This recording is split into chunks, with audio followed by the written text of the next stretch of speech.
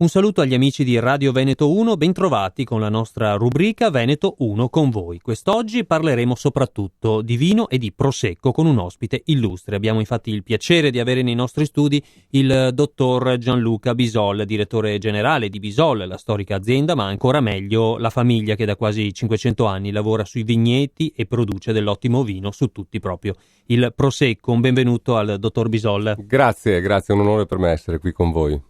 Parliamo, come detto, di vino e l'occasione è proprio la recentissima uscita, avvenuta lo scorso 8 gennaio, di How to Spend It, il supplemento mensile legato al Financial Times, dedicato al lusso e allo stile di vita, che ha di fatto incoronato la tenuta Venissa, il progetto di ospitalità ideato proprio da Bisol in collaborazione con Alberto Sonino, sull'isola di Mazzorbo a Venezia.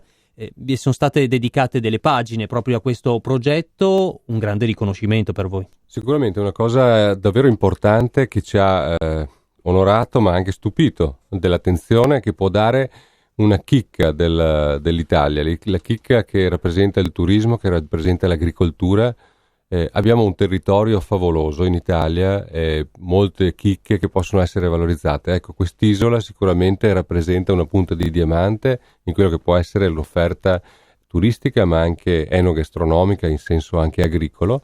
E infatti in questa tenuta, dove abbiamo recuperato un antico vitigno del 1400 che ormai stava scomparendo, la Dorona, l'abbiamo recuperato, ripiantato, prima ancora sperimentato e portato a dei livelli di eccellenza che hanno fatto divenire questa tenuta un simbolo dell'enologia, un simbolo estremo, perché ovviamente parliamo di viticoltura ai limiti, diciamo, in quanto siamo in un'isola, in una zona dove l'acqua alta spesso sommerge le vigne, e quindi tutti questi fattori rendono il vino che ne deriva unico perché il vitigno è un vitigno autoctono locale del 1400 che scompariva se non lo ripiantavamo, e quindi con le sue caratteristiche specifiche, ma unico anche perché il terroir dal quale cresce questa vigna è un terreno che appunto ha le caratteristiche di suolo, che sono la composizione tra i terreni che arrivano dai fiumi, perché la laguna è arricchita dall'acqua dolce dei fiumi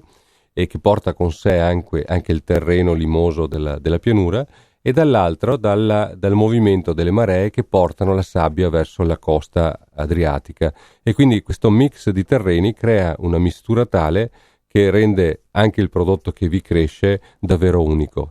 Se a questo uniamo anche il fatto che spesso c'è l'acqua alta e quindi il deposito del sale della laguna che va a dare ulteriori variabili al terreno, e il fatto che nelle isole della laguna c'è sempre questo venticello continuo che sanifica, rende sano tutto ciò che vi si coltiva, e che non esistono parassiti perché non c'è il trasferimento tra terreni come avviene in terraferma, ecco che possiamo sicuramente contare su un prodotto dell'agricoltura che ha delle caratteristiche di eccellenza e davvero di unicità. Quando saranno pronte le bottiglie di uva Dorona? Questo vino Venissa è stato prodotto in pochissime bottiglie. La prima vendemmia è quella del 2010, una vendemmia che ha visto il benvenuto di questo nuovo prodotto niente meno che del presidente della regione Luca Zaia, che ha raccolto il primo grappolo e che è stato molto vicino ad incoraggiare un'iniziativa così importante anche per valorizzare l'economia locale.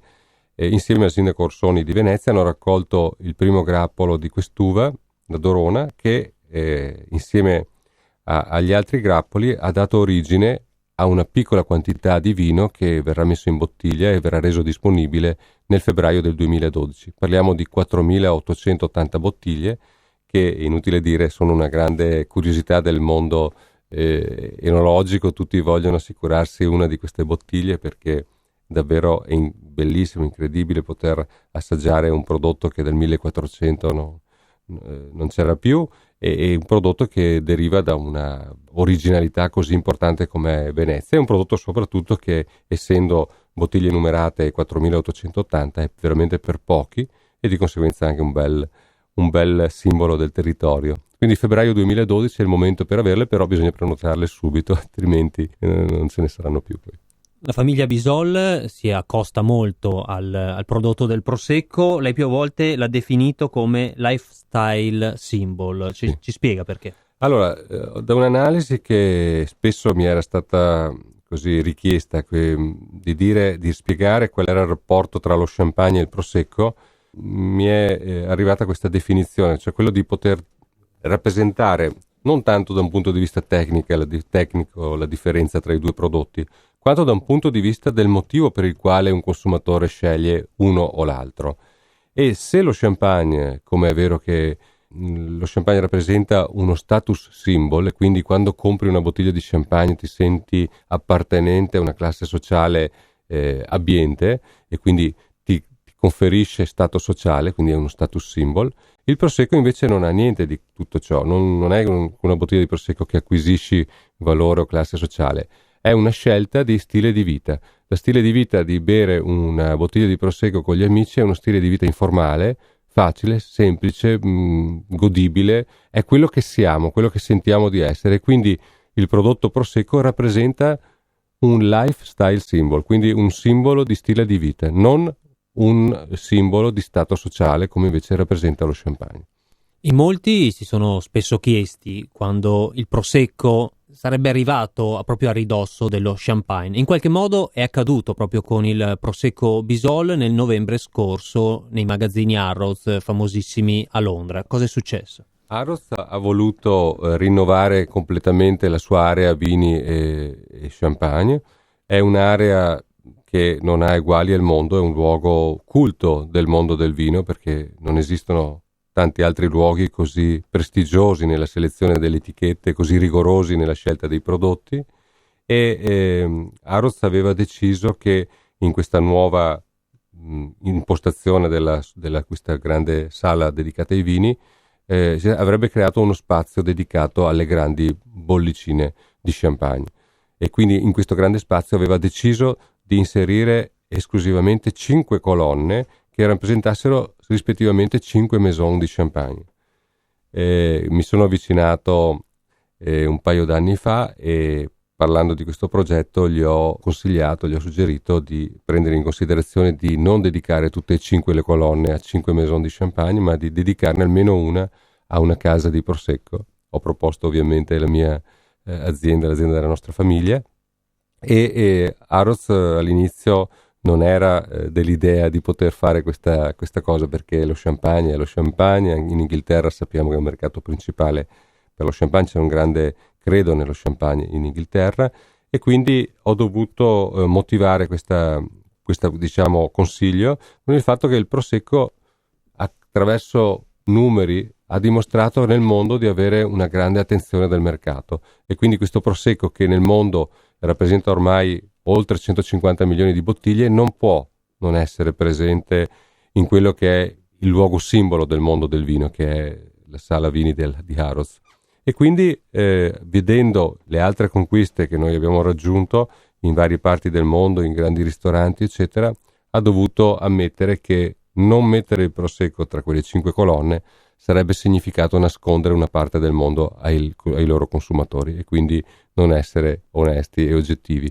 E quindi ha accettato, e oggi quindi queste 5 colonne sono 5 maison di champagne, una è Dom Pérignon, l'altra è Veuve Clicquot, l'altra è Pommery, l'altra è Roederer e la quinta è Bisol. Quindi abbiamo sicuramente raggiunto un obiettivo che ci rende molto felici e che credo faccia bene a tutto il territorio, perché vedere un prosecco tra questi grandi nomi, al di là che sia Bisol, è comunque una conquista per tutta la categoria. Quindi possiamo dire, lei anche lo ha affermato già in passato, è arrivato proprio il momento del prosecco, di quello che molti definiscono il sorpasso allo champagne. Il prosecco ha una potenzialità enorme, ancora inespressa, è un grande vino, e oggi fortunatamente ha anche una blindatura del territorio che è stata ottenuta, e di cui devo dare un ringraziamento da parte di tutti i produttori a Luca Zaia, perché ha avuto una grandissima intuizione e un grande coraggio per portare avanti questa iniziativa di tutela di questo grande vino. Si è reso conto, prima ancora dei produttori, di quanto questo fosse un patrimonio che rischiava di essere diluito, perso, non solo a livello extra veneto ma anche a livello internazionale. Quindi questa blindatura del territorio oggi permette di avere una forte identità di questo prosecco, che poi trova la sua eccellenza a Valdobbiadene e a Conegliano, e che si propone al consumatore a vari livelli di qualità, dal Prosecco DOC generico al Prosecco di Treviso fino ad arrivare a quello di Valdobbiadene, per poi non parlare del Cartizze, che è la punta di diamante. Con queste caratteristiche di qualità, di base, di blindatura del territorio e con le caratteristiche di eccellente rapporto qualità-prezzo, il Prosecco sta bruciando le tappe nel confronto con gli altri grandi spumanti del mondo. E chiaramente quale altro grande spumante del mondo può sentire il fiato sul collo rispetto al Prosecco? È senz'altro lo Champagne, come anche il Cava spagnolo e i Sekt tedeschi. E oggi il trend di crescita che il Prosecco ha è un trend che non ha eguali al mondo, e quindi comincia ad avvicinarsi a grandi passi il momento del sorpasso non solo dello spumante italiano, che è già avvenuto nei confronti dello Champagne, ma anche il sorpasso del Prosecco tout court sullo Champagne. E con questo sorpasso, che non sarà un sorpasso di misura ma un sorpasso ampio, sicuramente otteniamo un risultato per l'economia locale che è di grandissima portata, perché non dobbiamo dimenticare che la grande rivoluzione epocale che questa economia sta un po' delineando ci sta sottraendo gran parte di manifattura a favore di altri paesi, ma non potrà mai sottrarci i prodotti tipici. I prodotti tipici e il turismo sono i due elementi cardine sui quali potremmo garantire ai nostri figli e ai figli dei nostri figli un lavoro, una remunerazione e una soddisfazione e anche una bellezza del territorio, perché l'agricoltura ha anche una funzione di abbellimento del territorio.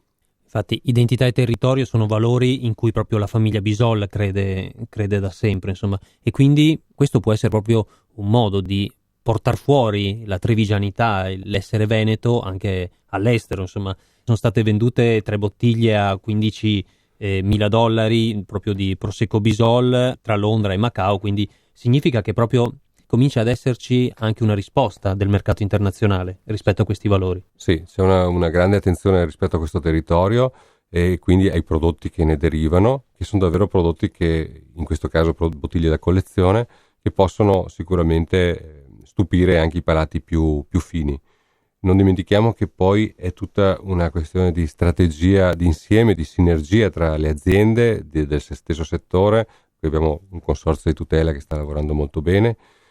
Abbiamo poi il turismo, che rappresenta un altro elemento di visibilità dei prodotti tipici. Non dimentichiamo quante volte un turista o noi stessi, quando andiamo in un paese, amiamo portare a casa ai nostri amici un prodotto tipico del territorio. Ecco, questo ha favorito moltissimo il Prosecco, e la vicinanza di Venezia è una vicinanza che è estremamente prestigiosa e una grande opportunità per valorizzare tutto quello che sta intorno. Dobbiamo fare in modo di non deludere nessuno, di trattare tutti come si aspettano di essere trattati, in modo tale che quando tornano a casa facciano consumare i nostri prodotti e facciano ritornare altri amici a visitare queste splendide zone. Siamo quasi in chiusura di questo pomeriggio con ospite il dottor Gianluca Bisol, direttore generale di Bisol. In chiusura volevamo chiederle quale deve essere l'ulteriore passo, forse quello decisivo, che deve fare il territorio veneto proprio per fare il salto di qualità, anche riferito ovviamente ai prodotti tipici e in particolar modo al Prosecco. Ma è facile dirlo, perché poi è sempre il solito tema, lo diciamo da anni, lo dicono tante persone. Oggi abbiamo comunque una grande opportunità, abbiamo una visione del mercato molto più critica. La grande rivoluzione epocale dell'economia ci ha posto con maggiore attenzione a quelle che sono le dinamiche, e ci ha posto con una minor, diciamo anche così, sicurezza in se stessi, nel senso che dobbiamo tutti cercare quelle sinergie tra aziende, tra enti, istituzioni, fare quella famosa collaborazione, chiamiamola rete, abusato termine, ma è necessario trovare il modo di fare sì che 1 più 1 non sia uguale a 2, ma 1 più 1 sia uguale a 3. E questo si può fare nel Veneto. Abbiamo così tante caratteristiche che da sole sono già eccellenti, ma mettendole insieme danno più di quella che è la sommatoria tra le due.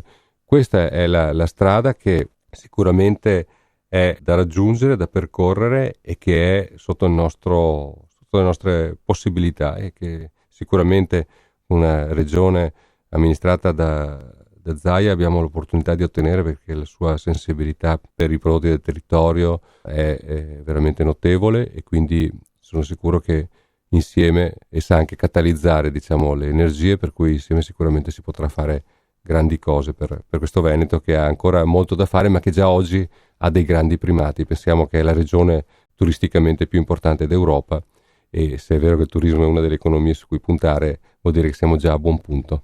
Un ultimo quesito, venendo proprio all'attualità e venendo proprio alla praticità.